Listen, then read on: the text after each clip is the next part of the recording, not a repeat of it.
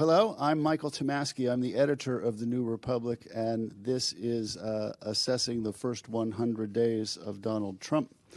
How is democracy holding up? And this panel is dedicated to protecting fair elections and pluralism. Hasn't exactly been on the front lines because the next election's kind of far away and Trump's been busy with a lot of stuff. Nevertheless, they have found time to mess with elections too. And that's what we're here to talk about with eventually two guests. But right now, we are joined by one guest, but she's plenty enough to hold down the fort. Maria Teresa Kumar is the founding president and CEO of Voto Latino, which you have been for how many years?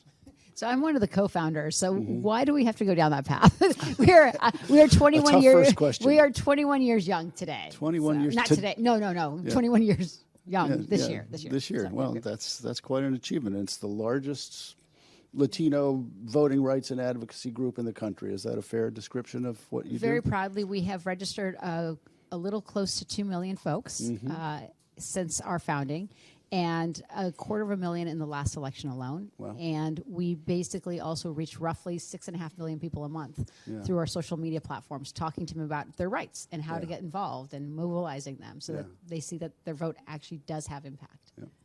Great. So let's get into it. So we've heard from other people at this conference who are engaged in these frontline battles, trying to defend workers who've been fired and so forth. On the voting rights front, things haven't been quite that immediate, although it is an alarming situation. So why don't you tell folks what you've been doing these last 100 days? Sure. First of all, I have to say, Michael, that I'm absolutely thrilled to have this conversation because I have been a New Republic junkie since I was 16 years old. Oh my gosh. And so don't do the math, but I feel so privileged to have this conversation so for 8 years now. then. Right? Yeah. No, we don't want to be that. We don't want to be 16. It's tough these days. But in all fairness, one of the things that this administration has done very effectively is identify a roadmap to ensure that they could remain in power for as long as possible. Yeah. And one of the conversations that we started way back actually in 2020 was how do we modernize our election systems, but also how do we make sure that we have the right apparatus in place to fight when people try to challenge folks that have cast a ballot quite legally. Yeah. And I preface this by saying is as a reminder that is, hi Maya, as a reminder is that there has been no significant proof of voter fraud. In fact, in the last elections that Donald Trump has been elected, every single state, all 50 of them, have been able to verify and certify a fair and free election. So this nonsense that people are coming out of the woodwork and voting illegally is looking for a problem that does not exist, but it is trying to create a system that divides Americans simply based on the color of their skin. Yeah. Because it disproportionates a system that divides Americans simply based on the color of their skin. Yeah. Because it disproportionately impacts Latinos, African Americans, Asians, and Native Americans. And so since 2020, Voto Latino has had close to 10 lawsuits in Nevada, Arizona, Colorado, Texas, and North Carolina. And I am glad to say that we have been successful in beating back these in all of the cases except for the 3 that are still outstanding. Yeah. And that is because we have now had to realize that it's not enough to register a voter and get them out to vote, but also to hold states to account that the efforts that a citizen goes through to participate in our democracy, that their efforts actually get rewarded and not challenged. All really important. And we'll talk about it more. Now, we are joined now by our second panelist. Maya Wiley is the president and CEO of the Leadership Conference on Civil and Human Rights. That's a national umbrella organization of some 240 human rights and civil rights, including Voto Latino. So there you go. Well, obviously, the pinnacle of Maya's career was when she was a columnist for The New Republic, which she had to quit when she took this job. But there's no question. Yeah, but she's got a pretty good job now. Maya, thanks for joining us. I'll start by asking you the same question that I started with for Maria. I imagine you've been probably pretty busy these last 100 days. What have you been up to? Besides yelling, screaming, shaking my fists. I think the bottom line is particularly, and building off of what Maria Teresa has said, is, we've been fighting. And the way we've been fighting is, one, together, recognizing that it's not just 240 plus national organizations. It's that what all the organizations across our coalition represent are people who work, are people who are struggling to pay the rent, are people who are struggling to figure out childcare, are people who absolutely want to have a voice in who leads us, and who want to make sure their kids can get a decent education. And every single thing we have seen over the past 100 days has been an attack on all those things. One, with the poison pill of propaganda. So we do a lot of public education work. So ensuring that people know the facts, understand why they may have lost a book from the bookshelf that was just a history book that taught about the history of this country, whether it was about the destruction of the Department of Education and what that means for kids who have disabilities. But it's also in Congress. I mean, we also have a C4. That just means we lobby. We are not partisan. We don't tell people who to vote for, but we do talk about what to vote about, and we do talk about what leaders should do with the power of the pen that we, the people, gave them. And so, for example, the SAVE Act, I don't know if you all started covering that. It's misnamed. It should be called the Save Us Act, by which we mean people in power who want to make sure it's harder for people to vote, that simply want to claim that you should have to prove with a passport or with a birth certificate that what the state said you could do lawfully, you can do, which is go to a voting booth and a ballot box. Now, to your average person to whom that might not sound onerous, both of you, Maya first, then Maria Teresa, explain why that is, in fact, onerous for many people. So it's a really important question, because you're right, particularly for those people who have no problem getting a passport, have one, or know where their birth certificate is. The problem is a third of voters say they can't easily put their hands on either. And we also have a government, by the way, we just gutted, right? We just saw an administration say we don't need public servants. That makes it harder to actually get that passport if you don't already have one. And you have to have money. And you have to have some ability to know, maybe it's getting access to a computer and getting online, but you have to pay a fee. We take for granted how many people in this country are struggling just to figure out how to feed their families till the end of the month. Yeah. We forget how hard it is for some people to know where and how to get this information. We forget about people who are elderly. We have people in some states with what we call strict voter ID laws that say you have to have, this is even state level identification, who didn't get a birth certificate because where they were born and when they were born. So it's easy to forget when you have money, when you have the ability to travel, when you can go get a passport or know how to go get your birth certificate. It simply is not that easy for most Americans. But I think on top of that, what we have to add is there's also a greater intimidation factor to even go try and get it. Yeah. And for a lot of people in communities of color who already distrust government, this is just making them feel even less able to go to a government office. Let's just tell people quickly what we're talking about, to be sure. As Maya said, is grossly misnamed. It's the Safeguard American Voter Eligibility Act, the SAFE Act, passed by the House of Representatives in April, I think. Probably not going to become law. It's not going to make it through the Senate. It's not going to make it through a filibuster. But there's an executive order that says something very similar, which we'll get to as well. But Maria Teresa, talk about some of the other aspects of this SAFE Act that are problematic. There's no democracy building on the SAFE Act, right? Because we're talking, one, about this erroneous methods to get an ID, but it also can potentially disenfranchise up to 69 million American women. Because if you do not have your birth certificate that matches your current ID, you're going to have to figure out that journey of how you do that. This is a modern day type of poll tax, to be very clear, for all intents and purposes. If we're looking at how it impacts rural communities, they're basically saying that you cannot do mail-in ballots, 51% of rural Americans rely on mail-in ballots. Yeah. It's basically saying that if you don't have if you do not have your ballot in by Election Day, even though it's postmarked, it's not going to be counted. That sounds innocuous until you realize that in Pennsylvania, 84% of mail-in ballots came on Election Day or after. Right. Pennsylvania is absolutely a battleground state.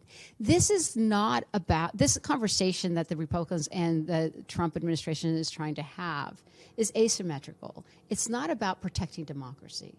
It's basically trying to say who can and cannot vote. It's going to be disproportionately the wealthy. Instead of modernizing and moving forward, we're going back to an era where people are going to be considered almost 3/5 of a person, to be quite candid. And that's a grotesque analogy, but that is where they are trying to move us forward. Instead of having conversations of what we need to do with our institutions in the 21st century, they're trying to pull us back. And I do think that when you speak to the American public, regardless of their political stripes, what has been a commonality among us and in a place of agreement, whether you're Republican, Democrat, or Independent, has been this idea of the sanctity of the voting booth and ensuring that every American has access to it. And they're meddling with that.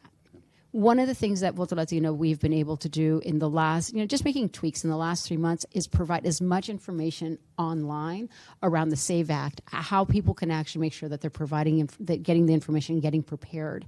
And I can tell you that since January until today, our online presence and people sharing information has gone up by 8%. People are hungry for real information because no one is talking to them how they actually play a part in safeguarding the democracy once they voted. I want to go to Maya, but I want you quickly to explain. You use the figure 69 million women, which I want people to be clear about is women who have married and taken their husband's name. Just correct. Yes. Quickly. Well, I think you explained it, Michael, very effectively. So yeah. So if 69 million American women have basically been married. My maiden name is Maria Teresa Peterson. Right. So when I got married, I decided to change it to Kumar because everybody had already assumed I had been thrice divorced. So instead of explaining the complication that I was from a bicultural household, I just basically said Kumar. Right. And so like millions of American women, I could potentially be disenfranchised if I can't figure out where my birth certificate is. Yeah. In the case of many Americans, imagine all those people in L.A. Right. That where they have all their records have been burned to the ground. Yeah. How are you going to make sure that that is not true, that they are American citizens or that they have changed their names quite legally? By the way, Trump tried to require in return for aid about the fires to make California have some kind of voter ID requirement. Did that work? Did he get that through? No. Okay. Whew. There's one win. We've had several. Yeah, We've had several. I mean, the courts, I think right now the courts are actually doing their job. Even Trump-appointed judges are saying we all have to abide by the same rules. Maya, at the same time as the act went through the House of Representatives, Trump signed an executive order in late March, saying much the same thing that the SAVE Act said. Part of why he did that, of course, is as a kind of insurance, I guess, because assuming that the act wasn't going to get through the Senate. But tell people watching us about the implications of that executive order. So let me just say I so appreciate Maria Teresa because that 69 million number is very real. And we should say that in everything we're talking about, including the executive order, it has the ability to harm whether you're elderly of any race in any zip code. So in addition, whether you're young, the elderly and young are going to be the most impacted, and that's across race, that's across zip codes. The thing about the executive order is it's absolutely, these are two versions of the same coin and the poison pen, which is Donald Trump as a president trying to be a monarch, trying to take a pen to erase the U.S. Constitution and say, I have the power to require what is a bipartisan election commission to require on federal voter registration that you prove your citizenship. Now, this is unconstitutional. It violates the separation of powers. All that means is that's Congress's power, not the president's. That's why you see two strategies, one for the president to do it, one for Congress. What we have to remember about the executive orders, and I think this goes back to an important point Maria Teresa made about information and facts, is it's also propaganda. Because it's actually another way of trying to suggest that there's a problem with the system that must be fixed, when the only problem is what this president is trying to do to the system, which is to make it harder for voters to do what they are allowed to do. So it is the same side of the same coin. I think one of the other things we have to recognize is, because we don't talk about this as much, is Doge. Is the relationship between Doge and Elon Musk and the danger that creates for voters. Because the data that Doge has taken, that is identifiable data for us, states administer elections. States decide who's eligible to vote. That's the job of the state in our Constitution.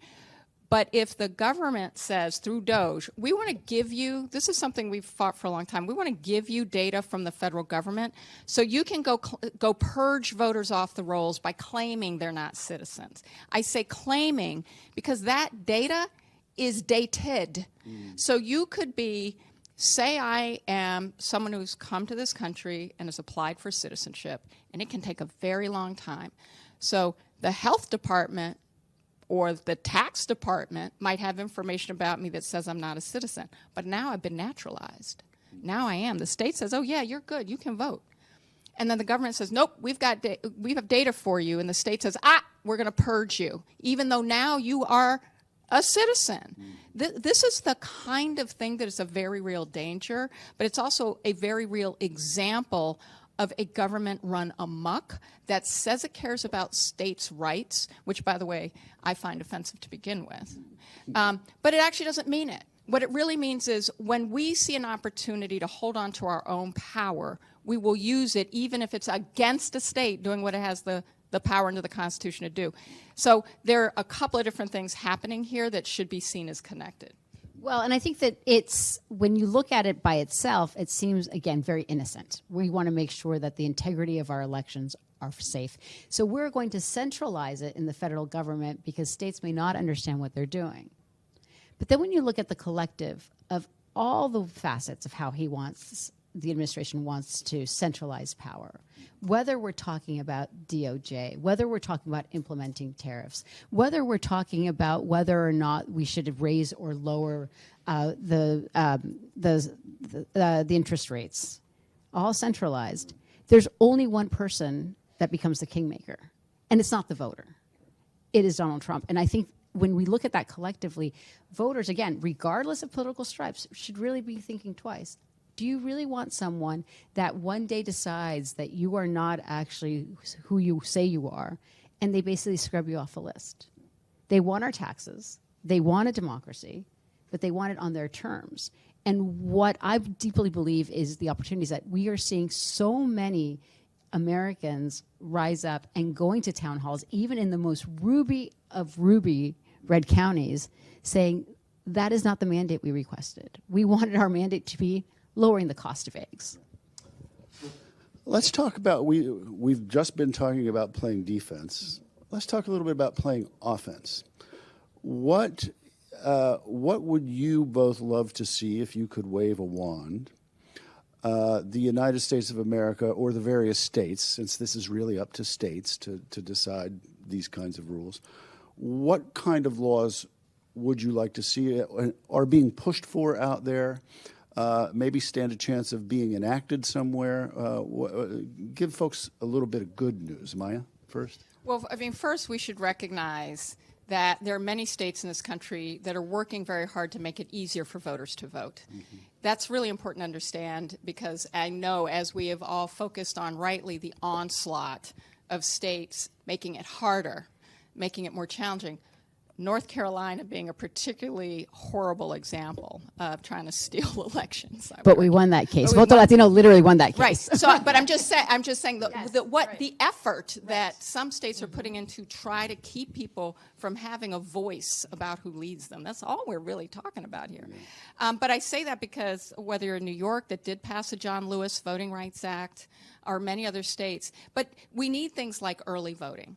We need things like getting dark money out of politics. We need things like making sure that we have more mail-in ballot options and that we're not utilizing government to find ways to intimidate people from voting or allowing people to intimidate others from voting. I mean, remember that one of the problems that we have seen and it is the fact that Donald Trump and many others in the MAGA movement got social media companies to back off of their content moderation policies that ensured some, not even enough, but some protection of people from intimidation to go vote and from lies about whether they could or where they could and how they could.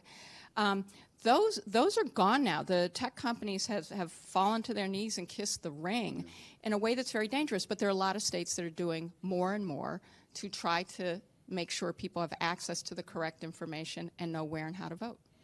Maria Teresa, I know you've also given a lot of thought to not only what the various states are doing, but what's happening in other countries and other democracies. So back in 2020, E.J. Dionne, when he was at Brookings, and Miles Rappaport, when he was at the Carr Center. By the way. Still there. At the Carr Center at Harvard, he brought in a group of 15 of us to discuss how do we actually protect our democracy and how do we modernize it for the 21st century.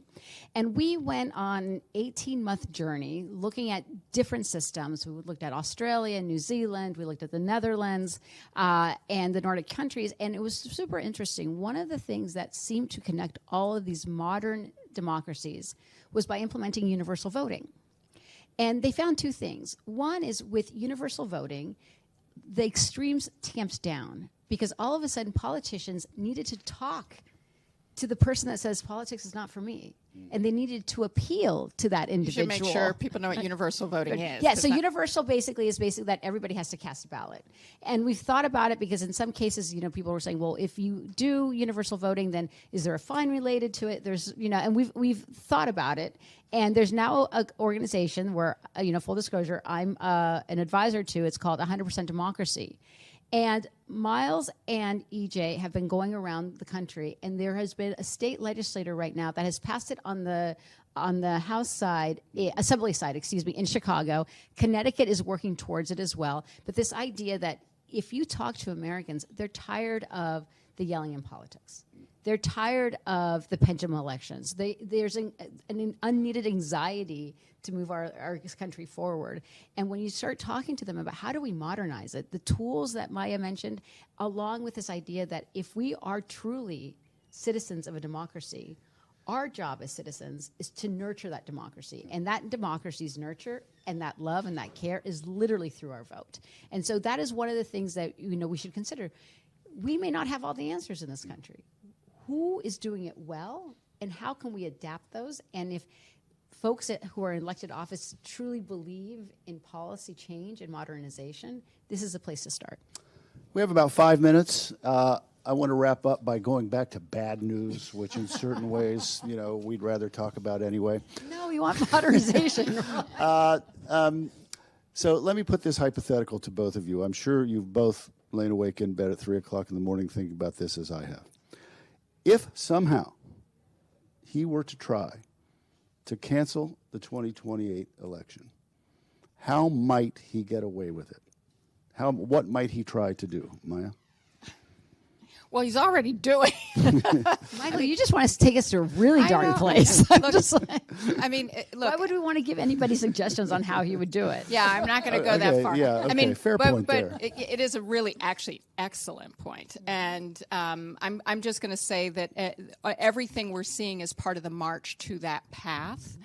And it's actually why part of what Maria Teresa is saying is, and doing, by the way, and what Voto Latino and so many others are doing, is so important, from litigating to supporting public education, to also making sure people go out and protest. I mean, I just want to say this because it's already starting, that inflection point, where we are not in as good a place as I think we would like with the Supreme Court. That's my very polite way of saying it. Yeah, okay. That was polite. This is not a court this is a court that has been undermining voting for well over a decade now. And it's one of the reasons we have seen the gap in voter participation between Black, Latino, and white, meaning we have seen a real impact of these extreme laws in many of these states, making it harder for people to vote. Yeah. But the reason I'm saying this and refusing to completely answer your question for all the reasons that Maria said is every single one of these things matters in terms of the building to trying to steal an election, from the propaganda to ensuring that the propaganda can flow on social media platforms, to ensuring that people are intimidated or think that their problem is that someone who speaks a different language is voting or who has a different skin color is voting. And it is not working. It is important that we really focus on the fact that when we go to parts of the country that may be more susceptible to these arguments, that we actually have a very different conversation about what they're experiencing, what they need, and why they are not getting it.